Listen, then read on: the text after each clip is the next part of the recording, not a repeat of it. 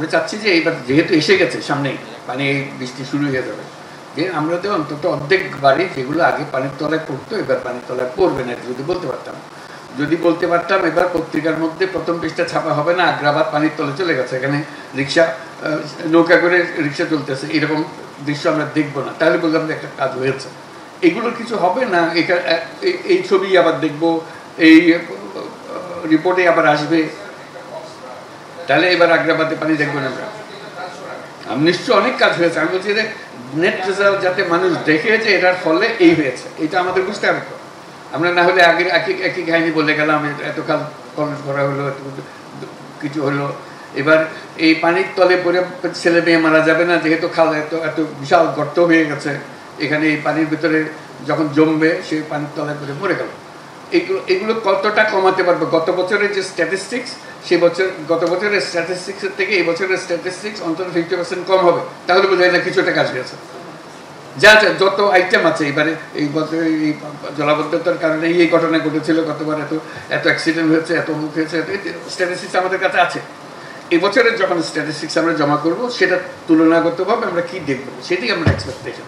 আজকে যদি আমরা আলাপ করে যাই, সেটা আমরা লক্ষ্য করবো যে এটা হচ্ছে কিনা, না হলে বলবো যে এত পানি গেল, টাকা গেল, সব কিছু গেল, কাজ করল না। কাজ তো আমরা এই খালের দৈর্ঘ্য মাপও করবো না, গভীরতা মাপও করবো না, আমরা মাপবো মানুষের স্বস্তি কতটুকু এসছে, দুর্ভোগ কত লাঘব হলো, এটা আমাদের জানা। কিন্তু এটা দুর্ভোগ কত লাঘব হবে সেটা আসছে না। কি করেছি, কত টন ই করেছি, তৈরি করে সব কিছু বর্ণনা হইতেছে, কত টাকা খরচ হয়েছে, কত টাকা আরও লাগবে, এগুলো খরচ হচ্ছে। কিন্তু আমাদের যে দুর্ভোগটা লাঘব করার ব্যাপারে কেউ কিছু বলতে পারবে না। তাদের প্রতি অনুরোধ হবে যে গত বছর এই মাসে, মে মাসে কি হয়েছিল জলাবদ্ধতার কারণে, যদি হয়ে থাকে একটা অগ্রিম রিপোর্ট তারা করবে যে গত বছর এই মাসে এই হয়েছে। এবার আমরা মাসের শেষে প্রকাশ করব এই বছর মে মাসে কি হলো, দেখার জন্য, কাউকে অভিযোগ করার জন্য নয়। কেউ কাউকে অভিযোগ করতেছে না, এটা আমাদের সমবেত সমস্যা, আমাদের সবাইকে মিলে এটা সমাধান করতে হবে। আমরা কোন পথে গেলে সমাধান পাবো, তাড়াতাড়ি পাবো, কোন পথে গেলে চেষ্টা করেছি ওই পথটা ঠিক রেজাল্ট দিচ্ছে না, আমাদেরকে পথ পাল্টাতে হবে, সেই জিনিসটা আলোচনা করার জন্য। এটা কাউকে অপরাধী স্থির করার জন্য এখানে আমাদের আলোচনার দরকার নেই। এটা বিভাগ যেটা করার সেটা করবে। আমরা ভুক্তভোগী হিসেবে, চট্টগ্রামবাসী হিসেবে আমরা এটার থেকে পরিত্রাণ কীভাবে পাচ্ছি, এটার পরিমাপ হবে। এবছর হয়তো আমাদের কপাল ভালো, বৃষ্টি কম, কাজে এমনিটিও শুরু গেছে, বাহবা পাবে যারা কাজ করেছে, তারা বাহবা পাবে যে হ্যাঁ এটা করেছে। তবু আর এমন হলো যে কপাল খারাপ, গত বছর অনেক বেশি বৃষ্টি হয়েছে, কাজে গত বছর আরও খারাপ হয়েছে। তো সেটাও বিবেচনায় নিতে হবে যে এটার ফলে আমরা কী পেলাম, একটা অ্যাসেসমেন্টটা করা। তার সাংবাদিকদের কাছে আমি অনুরোধ করছি, এটা চট্টগ্রাম পত্রপত্রিকা যারা আছে তারা অন্তত রিপোর্ট করবে যে এই মাসের জলাবস্থার পরিস্থিতি কী, সামনের মাসের কী, তারপরের মাসের কী। এটা একটা রেগুলার ফিচার হিসেবে দেখা, এবং কোন কাজটা বিফল হওয়ার কারণে এই জায়গাটা এই হয়েছে, এটাকে সংশোধন করতে হবে সামনের পারে। কাজে আমরা যদি পর্যবেক্ষণগুলো না দিই, একই কাজ আগের মতোই হতে থাকবে। আর যারা বিশ্ববিদ্যালয়, যারা গবেষণা প্রতিষ্ঠান আছে, তারাও এটাকে অবজার্ভ করবে। এটা সবার সমস্যা, সবাই আমরা যেন সম্মিলিতভাবে সমাধান দিতে পারি। এখানে বিভিন্ন লেভেলের সরকার আছে, তারপরে সরকারি প্রতিষ্ঠান আছে, লোকাল গভর্নমেন্টস আছে। কার কি দায়িত্ব থাকলে এটা সুসম্বন্ধিত হতে পারতো, এখানে হচ্ছে না, এরকম কিছু আসে কিনা, বা ঢাকার থেকে রাষ্ট্রীয়ভাবে যা যা করণীয় সেখানে কি কি ঘাটতি আছে, এই কারণে এগুলো যাচ্ছে না। ঘাটতিগুলো আমাদের যদি আইডেন্টিফাই করি তাহলে আমাদের জন্য সুবিধা হবে চিন্তা করতে। এটা বিভিন্ন প্রতিষ্ঠানগুলো এখানে যারা আছে, লোকাল গভর্নমেন্টস প্লাস বিভিন্ন অর্গানাইজেশনস, এমনকি বেসরকারি প্রতিষ্ঠান, তাদেরও একটা দায়িত্ব আছে। সবাই মিলে এই বিষয়টা হলো জলাবদ্ধতা, এটার পেছনে কী করলে আমরা ভালো করতে পারতাম ভবিষ্যতে, এটা একটু আমাদেরকে যদি গাইড করি তাহলে আমরা সেটা নোট করবো। না, শিক্ষা প্রতিষ্ঠান অত্যন্ত গুরুত্বপূর্ণ জিনিস। ব্যক্তিগতভাবে আমি নিজে চট্টগ্রাম মিউনিসিপ্যালিটির স্কুল সিস্টেমের ছাত্র, সেখান থেকে প্রাইমারি স্কুল পাস করছি আমি। তো কাজে আমি জানি যে এটা কত গুরুত্বপূর্ণ জিনিস। বহু ছাত্র তাদের জীবনের প্রথম ধাপ লেখাপড়ার সুযোগ পেয়েছে এই মিউনিসিপ্যাল স্কুল সিস্টেমটা থাকার কারণে। বিশেষ করে চট্টগ্রামে স্কুল সিস্টেমটা বেশ ওয়েল অর্গানাইজ ছিল সে সময়। এখন কী অবস্থায় আছে জানি না, সেটার বেনিফিটটা আমি ছাত্র হিসেবে পেয়েছি। আর যেটা বলছিলাম যে আমাদের অন্যান্য প্রতিষ্ঠান কী ভূমিকা রাখতে পারত, কী হলে ভালো হতো, সেটাও যদি কেউ আমাদেরকে সাজেশন দেয়। যেহেতু জলাবদ্ধতা, এটার পরীক্ষার রেজাল্ট বের হবে কিছুদিনের মধ্যে, তার আগে আমরা জেনে যাই কী হবে, কী করলে আমরা ভালো করবো ভবিষ্যতের জন্য। চট্টগ্রাম এটা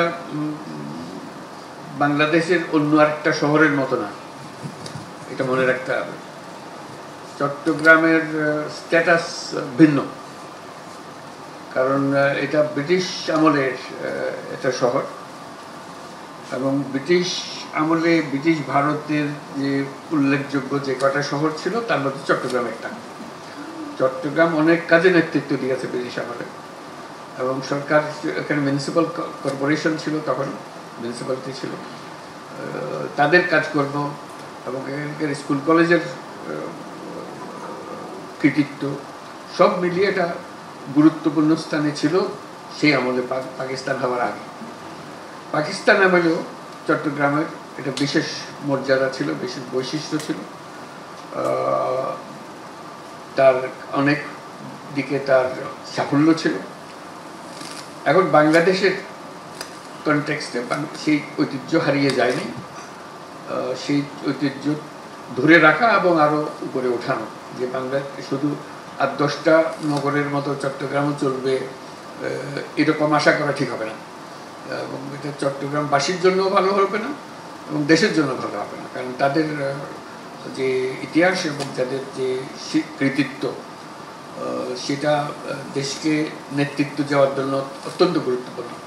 তো কাজেই সব ক্ষেত্রে দেশের বিভিন্ন কাজে আজকে যে জলাবদ্ধতাটা সিম্বলিক, এটা একটা সমস্যা, এটা কেন্দ্রীয়ভাবে সমাধানের বিষয় না, এটা হলো যে স্থানীয়ভাবে সমাধানের বিষয়। আমরা যে স্থানীয় সরকারের উপরে গুরুত্বের কথা বলে এসেছি একদিন ধরে, এখন সেটা বাস্তবে কার্যকর হচ্ছে, যে কারণে আমাদের সিটি গভর্নমেন্টের কথা আমরা সজোরে বলছি যে এটা আমাদের একটা city government, it is a government. কাজে তার দায়িত্ব এবং সেটা দায়িত্ব পালন, তার ক্ষমতায়ন সব কিছু মিলে তার মূল ক্ষমতা হলো তার নগরবাসীর সম্মিলিত শক্তি হলো নগরের শক্তি। কাজে নগরবাসীকে মোবিলাইজ করে সমস্যার সমাধান করা, এবং চট্টগ্রামে যেই শক্তি আছে অন্য কোনো জেলাতে অত শক্তি নাই, জেলা শহরের কথা বলছি, এই শক্তি নেই। কাজে এখানে আমাদেরকে শুধু কাজ করতে হবে তা না, কাজে নেতৃত্ব দিতে হবে, অন্যরা যেন আমাদের দেখে অনুপ্রাণিত হয়, অনুপ্রেরণা যোগাতে হবে। কাজে সে কথা মনে রেখে আমাদের কাজগুলো করতে হবে।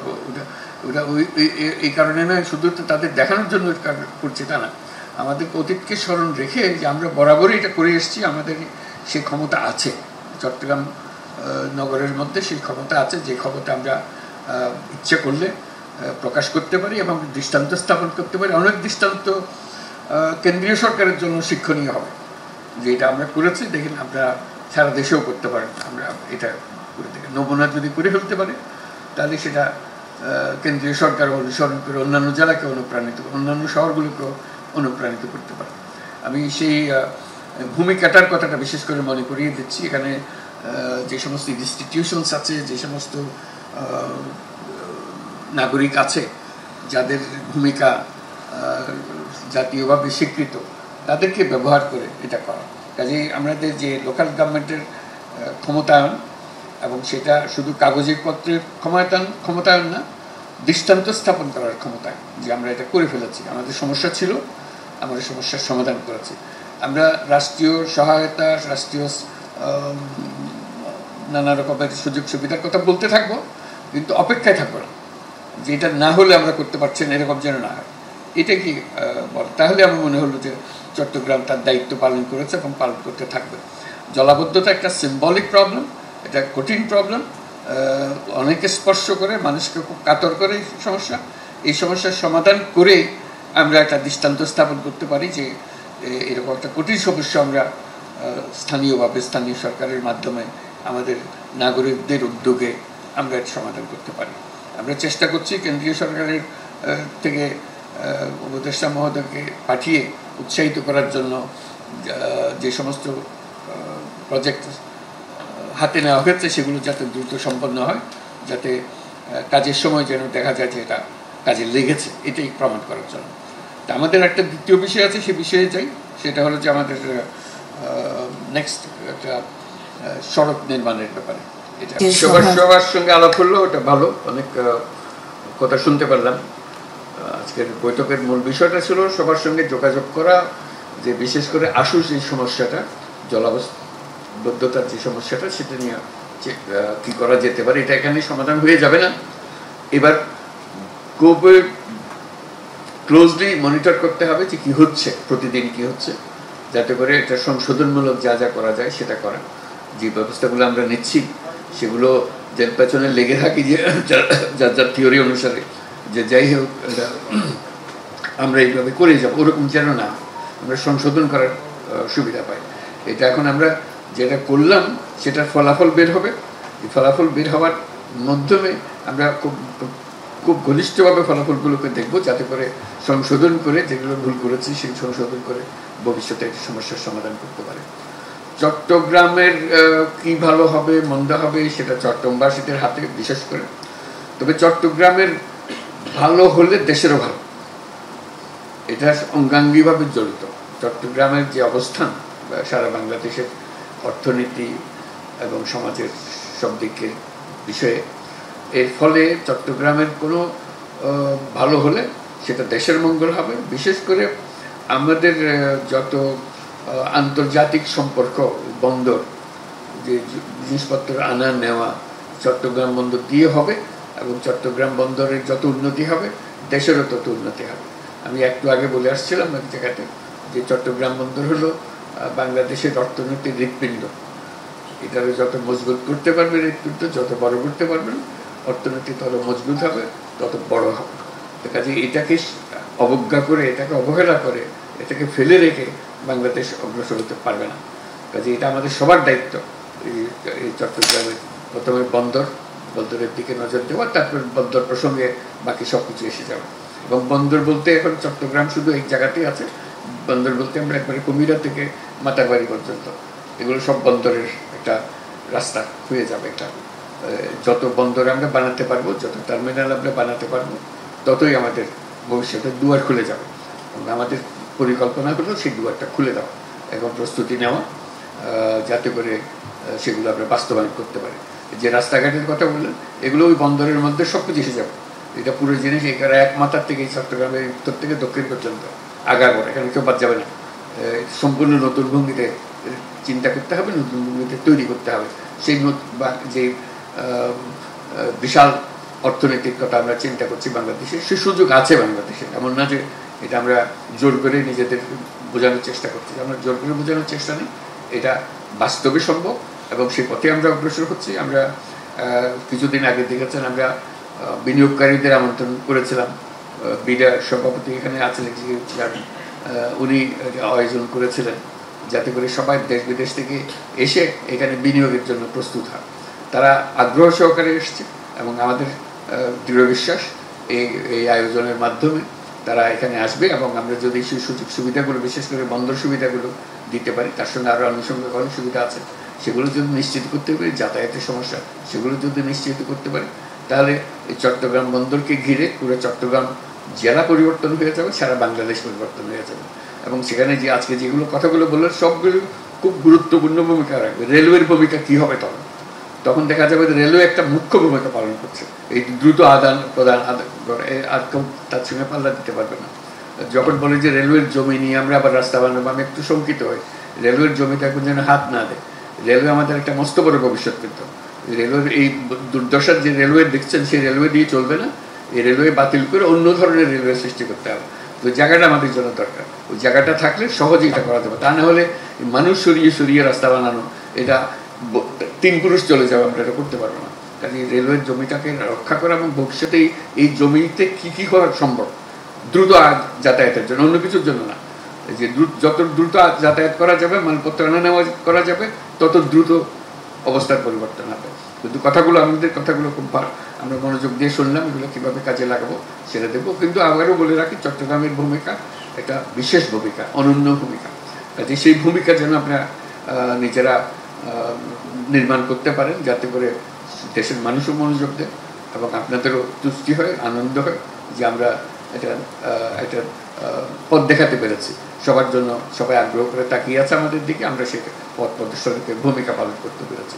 আজকে সবার সঙ্গে আলাপ করে খুব খুশি হলাম। ভবিষ্যতে আশা করি আবারও দেখা হবে। এখানেই বিদায় নিচ্ছি সবার কাছ থেকে। আসসালামু আলাইকুম।